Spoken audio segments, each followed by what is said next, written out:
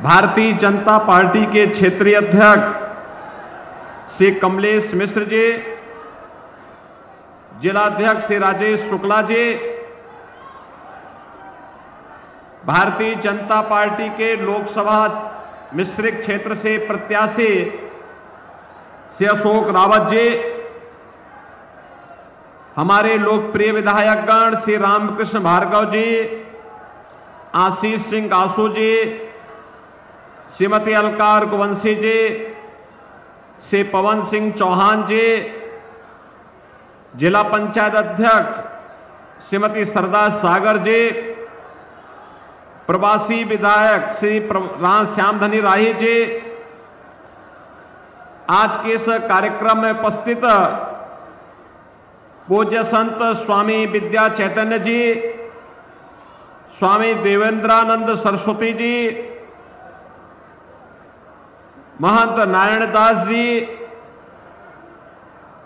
महंत संतोष दास जी, अन्य सभी पूज्य संतजन, भारतीय जनता पार्टी के सभी पदाधिकारीगण और भारी संख्या में उपस्थित मिश्रित लोकसभा क्षेत्र से जुड़े हुए सभी बहनों और भाइयों, आज मुझे एक बार फिर से भारत की सनातन आस्था का प्रतीक, भारत के वैदिक ज्ञान की परंपरा को धरोहर के रूप में हम सबको प्रदान करने वाली पावन धरा मां ललिता के इस पावन भूमि पर, जिसे महर्षि दधीचि ने अपनी हड्डियां दान करके दैवीय शक्तियों की विजय के संकल्प की भूमि में के रूप में आगे बढ़ाया था, ऐसी पावन धरा नेमिषारण्य को मैं नमन करते हुए आप सबका हृदय से अभिनंदन करता हूं। बहनों और भाइयों, ये नेमिष का ही महत्व है कि आज दुनिया जनपद सीतापुर और उत्तर प्रदेश की तरफ देख रही है। जब भी कोई रामद्रोही राम के अस्तित्व को नकारने का प्रयास करता है तो नेमिष सामने आ खड़ा होता अपने प्रमाणों के साथ कि मेरे पास शास्त्रीय प्रमाण है, मैं तुम्हें प्रमाण देता हूं। तुम्हारी दूषित बुद्धि राम के अस्तित्व को, कृष्ण के अस्तित्व को नकारेगी, लेकिन मेरे प्रमाण अकाट्य हैं, इसको कोई नकार नहीं सकता है। यह साहस केवल नेमिषारण्य की धरती कह सकती है। बहनों और भाइयों, एक फैशन सा बन गया है भारत की सनातन संस्कृति को गाली देने की, भारत की ईश्वरीय सत्ता को चुनौती देने की, प्रभु राम और प्रभु कृष्ण के अस्तित्व को चुनौती देने की। और इसके बारे में तो मैं केवल यही कहूंगा कि विनाश काले विपरीत बुद्धि, जब किसी की बुद्धि विपरीत होती है तो प्रभु सत्ता को चुनौती देता है, सनातन धर्म को गाली देता है और आपकी आस्था के साथ खिलवाड़ करता है। इन्हें नहीं मालूम ये हिंदुस्तान है, यहां की ऋषि परंपरा केवल यज्ञ हवन तक ही अपने आप को सीमित नहीं करती थी, केवल अपना व्यक्तिगत आध्यात्मिक साधना तक ही सीमित नहीं रहती थी। शांति काल है तो शास्त्र का चिंतन करता रहा है, और विपत्ति काल रहा है तो शस्त्र का संधान भी करता रहा है। शस्त्र और शास्त्र की भूमिका बेहतरीन समन्वय है हमारा नेमिषारण्य, जहां के ऋषियों की अस्थियों ने भी देवताओं के लिए शस्त्र का संधान बना करने का काम किया था। तो बहनों और भाइयों, ये सनातन विरोधी, ये प्रभु राम और प्रभु श्री कृष्ण की सत्ता को चुनौती देने वाले कहां ठहर पाएंगे? आज अपनी हार को सुनिश्चित देख करके ये फिर से राम के अस्तित्व को चुनौती देने लग गए हैं। क्या आप इसको स्वीकार करेंगे? क्या प्रभु राम के अस्तित्व को चुनौती देने वालों को स्वीकार करेगा क्या भारत? और बहनों और भाइयों, मैं इसीलिए आज आपके पास आया हूं आपसे कहने के लिए, नैमिषारण्य के विकास के लिए भारतीय जनता पार्टी की डबल इंजन सरकार ने विकास के जो कार्य प्रारंभ किए हैं, आज आप देख रहे होंगे जैसे एक नई अयोध्या नजर आ रही है, ऐसे ही एक नया नैमिषारण्य हम सबको दिखाई देने लग गया है। और अभी तो ये शुरुआत भर भी है। अभी तो हम यहां की वायु सेवा प्रारंभ करने जा रहे हैं, हेलीकॉप्टर की सेवा यहां प्रारंभ करने जा रहे हैं, यहां 4 लेन की कनेक्टिविटी देने जा रहे हैं, यहां पर इलेक्ट्रिक बस सेवा प्रारंभ होने जा रही है, यहां पे तमाम यात्री विश्रामालय बनने वाले हैं। जैसे अयोध्या में भव्य राम मंदिर के निर्माण के साथ साथ आज वहां सड़कों के चौड़ीकरण का कार्य हुआ है, काशी में काशी विश्वनाथ धाम बना है, मां विंध्यवासिनी धाम का निर्माण इतनी भव्यता के साथ हुआ है, ऐसे ही मां ललिता के धाम को भी पुनरुद्धार और उसके सुंदरीकरण के बड़े कार्यक्रम को लेकर के सरकार कार्य कर रही है। जिस दिन ये कार्य मूर्त रूप से जमीनी धरातल पर उतर आएगा, बहनों और भाइयों, यहां के हजारों नौजवानों को, यहां के व्यापारियों को, हजारों नौजवान और व्यापारियों को यहां पर एक नया रोजगार का सृजन होगा। अपने आप में लाखों लोगों को अपने आप में यहां आमंत्रित करने का माध्यम नैमिषारण्य बन जाएगा। और बहनों और भाइयों, यह कार्य केवल वही कर सकता है जो प्रभु की सत्ता पर विश्वास करता हो, राम का भक्त हो, कृष्ण का भक्त हो, भारत भक्त हो, राष्ट्र भक्त हो, वही ये काम करेगा। ये काम वो नहीं कर सकते जो प्रभु सत्ता को चुनौती देते हो, राम को नकारते हो, कृष्ण को नकारते हो, राष्ट्र नायकों का अपमान करते हो, साधु संतों के प्रति अपमानजनक टिप्पणी करते हो, राम भक्तों पर गोली चलाते हो और आतंकवादियों के मुकदमे को जो वापस लेते हो, वे लोग ये काम नहीं कर सकते। ये काम तो केवल राम भक्त ही कर सकते हैं और वह काम केवल भारतीय जनता पार्टी ही कर सकती है। और यही कहने के लिए बहनों और भाइयों, आज मैं आपके बीच आया हूं। आपने देखा होगा बदलते हुए भारत को, मोदी जी के नेतृत्व में आज एक नया भारत का दर्शन पूरा देश कर रहा है। और बहनों और भाइयों, आज तीसरे चरण का मतदान भी हो रहा है। 2 चरण में पहले संपन्न हो चुके हैं। 2 चरण में 191 सीटों पर चुनाव हुआ, तीसरे चरण में 94 सीटों पर फिर से चुनाव हो रहे हैं। यानी आज के बाद आधा चुनाव संपन्न हो चुका होगा। आधा चुनाव संपन्न होने का मतलब जो दुनिया देश की आवाज है, फिर एक बार 400 पार, फिर एक बार, फिर एक बार। ये जो 400 पार का जो लक्ष्य है बहनों और भाइयों, यह नजदीक आ चुका है। और इसके लिए आप सबको लगना पड़ेगा, एक एक सीट का हिसाब रखना पड़ेगा। और तब फिर एक बार मोदी सरकार भी आएगी और अब की बार 400 पार का लक्ष्य भी पूरा होगा। हमारी पीढ़ी बहनों और भाइयों सौभाग्यशाली है। हमारी पीढ़ी सौभाग्यशाली है। हमने बदलते हुए भारत को देखा है। आप कह सकते हैं, वर्तमान पीढ़ी कह सकती है, वर्तमान नौजवान कह सकता है, वर्तमान नागरिक कह सकता है, हमारे ऋषि मुनियों को, संतों को, साधु संतों को, जिन्हें इस लोक में अपने भक्तों को और परलोक में अपनी गुरु परंपरा को जवाब देना होगा। वे कह सकते हैं कि हमने वह काल देखा है जब प्रभु राम अयोध्या में विराजमान हुए हैं, जिसके लिए पीढ़ियां खप गई, लेकिन हमने अयोध्या में वह दिन देखे हैं। बहनों और भाइयों,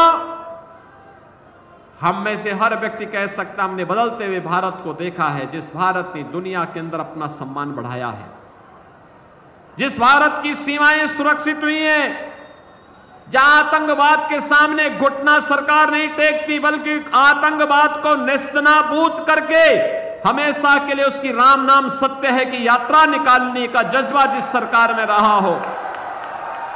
हमने उस सरकार को देखा है जिसने भारत विरोधी वे सभी प्रावधान समाप्त किए, चाहे वह धारा 370 का मामला हो, चाहे वह इस देश के अंदर आतंकवाद और नक्सलवाद की जड़ जहां भी खड़ी रही, उस बेल को नष्ट करने के लिए भारतीय जनता पार्टी के नेतृत्व की मोदी जी की सरकार ने वे सारे उपाय आने वाली पीढ़ी के भविष्य के लिए कर दिए हैं। हमने उस भारत को देखा है जिसमें हाईवे वर्ल्ड क्लास के बन रहे हैं, जिसमें एक्सप्रेसवे बन रहे हैं, जिसमें रेलवे और मेट्रो का बेहतरीन कार्य हो रहा है, जिसमें 1 डिस्ट्रिक्ट 1 मेडिकल कॉलेज का निर्माण हो रहा है, जहां IIT, IIM, AIIMS, IIIT, NIT, world class university, 1 district 1 medical college, हर घर नल की योजना लागू हो रही है। और हमने उस भारत को देखा है जिस भारत में 80 करोड़ लोग राशन की सुविधा का फ्री में लाभ प्राप्त करते हैं। बहनों और भाइयों, यही भारत था 14 के पहले गरीब भूख से मरता था, किसान आत्महत्या करता था, नौजवान पलायन करता था, बेटी और व्यापारी सुरक्षित नहीं थी। 2014 के बाद मोदी जी के नेतृत्व में कितना परिवर्तन हुआ है। 80 करोड़ लोग फ्री में राशन की सुविधा का लाभ प्राप्त कर रहे हैं। 60 करोड़ लोगों को आयुष्मान भारत में 5 लाख रुपए की स्वास्थ्य बीमा का कार्ड मिल चुका है। हर साल 5 लाख रुपए की फ्री में दवा करा सकते हैं। और बहनों और भाइयों, 50 करोड़ गरीबों के लिए जनधन अकाउंट खुल गए हैं। पैसा दिल्ली या लखनऊ से जो आएगा सीधे उसके खाते में जाएगा, बीच में कोई मध्यस्थ नहीं रहेगा। गरीब का पैसा गरीब के पास जाएगा। बहनों और भाइयों, 12 करोड़ किसान सम्मान निधि का लाभ प्राप्त कर रहा है। 12 करोड़ घरों में शौचालय बन गए हैं। और सर्वाधिक शौचालय बनने वाले जनपदों में से आपका सीतापुर है, जहां के गरीबों का सर्वाधिक शौचालय बने। 10 करोड़ गरीबों के घर में उज्ज्वला योजना का सिलेंडर पहुंच गया है। सर्वाधिक सिलेंडर आपके सीतापुर जनपद में आए हैं। 4 करोड़ घर बन गए हैं, जिनमें से 2 लाख घर तो केवल आपके सीतापुर जनपद को मिले हैं। बहनों और भाइयों, मैं इसीलिए आपके पास आया आपसे कहने के लिए, मोदी जी ने कहा है जितने लोग बचे हैं जिनके घर में सिलेंडर नहीं, उनको आश्वस्त कर दो कि इसके बाद चुनाव के बाद उनको 100%, जिनके पास घर अभी भी नहीं मिल पाया है उसको घर मिलेगा। राशन की सुविधा आगे भी 5 वर्ष तक निरंतर जारी रहेगी। मोदी जी ने इन सभी चीजों के लिए आपको आश्वस्त कर दिया है। और इसलिए बहनों और भाइयों, आज मैं आपके पास आया हूं। ये परिवर्तन तब आया है जब आपका एक वोट मोदी जी के समर्थन में कमल चुनाव चिन्ह पर गया है। जब यही वोट कांग्रेस के हाथ पर जाता था, समाजवादी पार्टी की साइकिल पर जाता था, तो अयोध्या में राम जन्मभूमि पर आतंकी हमला होता था, काशी में संकट मोचन मंदिर पर हमला होता था। आज देखो मंगलवार का दिन है और संकट मोचन मंदिर पर इन लोगों ने समाजवादी पार्टी की सरकार के समय में आतंकी हमला करवाया था। तब बहनों और भाइयों, रामपुर में CRPF कैंप पे हमला हुआ था। अयोध्या, लखनऊ, वाराणसी की कचहरियों पर हमला हुआ था। ये तो मुलायम सिंह जी की समाजवादी पार्टी की सरकार के समय और बहनों और भाइयों, उसके बाद जब अखिलेश यादव आए तो इन्होंने उन आतंकवादियों के मुकदमों को वापस लेने का कुत्सित प्रयास किया था। यानी हिंदुओं पे झूठे मुकदमे, राम भक्तों पर झूठे मुकदमे और आतंकवादियों के मुकदमों को ये वापस लेते थे। तनिक भी शर्म नहीं आती थी इन लोगों पर, तनिक भी शर्म नहीं आती थी इन लोगों को। और यही कहने के लिए हम लोग आए हैं, जो आतंकवाद के समर्थक हो, राम के द्रोही हो, वे जो माफियाओं और अपराधियों को शागिर्द हो, आपने देखा होगा परम राम भक्त, प्रदेश के विकास के लिए अहर्निश प्रयास करने वाले कल्याण सिंह जी की मृत्यु हुई, समाजवादी पार्टी ने एक भी शब्द संवेदना के नहीं व्यक्त किए। लेकिन बहनों और भाइयों, अभी एक माफिया की मौत हुई थी, उस माफिया के मरने पर फतिया पड़ने के लिए समाजवादी पार्टी के लोग उसके घर में गए थे। ये राम भक्तों के विरोधी है, ये माफियाओं के समर्थक हैं, ये राम भक्तों पर गोली चलाते हैं और आतंकवादियों के मुकदमों को वापस लेते हैं। इन लोगों से बदला लेने का समय है, ये महापर्व चुनाव। अपना एक एक वोट ऐसा ठोकिए, ऐसा लगाइए कि ये आतंकवाद समर्थक हमेशा के लिए भारत की चुनाव की प्रक्रिया से गायब हो जाए, वह आपके चुनाव से लड़ने का हिम्मत ही न करने पाए। सहमत हैं? सहमत हैं? बहनों और भाइयों, ये चुनाव केवल चुनाव नहीं है, ये चुनाव है नए भारत को आत्मनिर्भर और विकसित भारत बनाने का। आत्मनिर्भर और विकसित भारत बनाएंगे। आत्मनिर्भर भारत का मतलब हर नौजवान आत्मनिर्भर, उसके हाथ को रोजगार होगा, हर व्यापारी आत्मनिर्भर, हर महिला आत्मनिर्भर, हर अन्नदाता किसान आत्मनिर्भर। और आत्मनिर्भरता के इस लक्ष्य को प्राप्त करने के लिए बहनों और भाइयों, मोदी जी का तीसरी बार प्रधानमंत्री बनना आवश्यक है। सहमत हैं? और मोदी जी को प्रधानमंत्री तीसरी बार बनाना है और अब की बार 400 पार का लक्ष्य प्राप्त करना है, तो बहनों और भाइयों, अशोक रावत को यहां से भारी बहुमत से विजयी बना के भेजना होगा। एक कांग्रेस और सपा का गठबंधन के जो प्रत्याशी हैं, इनकी जमानत जब्त करेंगे ना? सहमत हैं? करेंगे तो कमल चुनाव चिन्ह पर आपको वोट देना होगा। सहमत है ना? दूसरा, घर घर में मोदी जी का संदेश पहुंचाना होगा। और पहुंचाना क्या होगा? विकसित भारत के लिए, आस्था का सम्मान करने के लिए, गरीब कल्याण के लिए, सुरक्षा और समृद्धि के लिए कमल आवश्यक है, कमल चुनाव चिन्ह आवश्यक है। बोलेंगे ना? पहुंचाएंगे? तो फिर आप सब मेरे साथ बोलेंगे, भारत माता की, भारत माता की, भारत माता की।